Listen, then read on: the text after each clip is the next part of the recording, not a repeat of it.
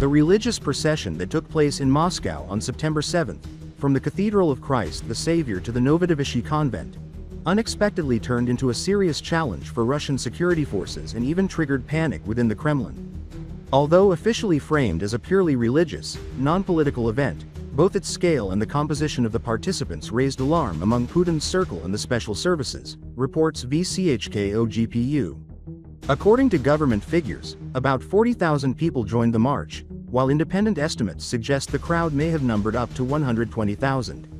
Alongside parishioners and clergy of the Russian Orthodox Church, the procession included organized groups from nationalist movements, football ultras, self-styled veterans of the war in Ukraine, and members of radical associations. Their visible presence gave the event a distinctly political undertone, which unsettled the authorities.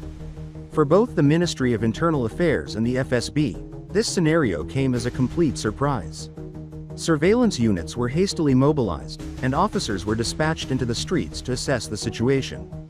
What especially worried the agencies, according to internal reports, was that many in the crowd openly voiced discontent with the authorities and resentment over the dominance of ethnic diasporas in the economy. The police and National Guard cordons appeared disoriented and, in effect, melted into the massive column. The next day, senior officials at the Interior Ministry and the FSB were sharply questioned by the presidential administration.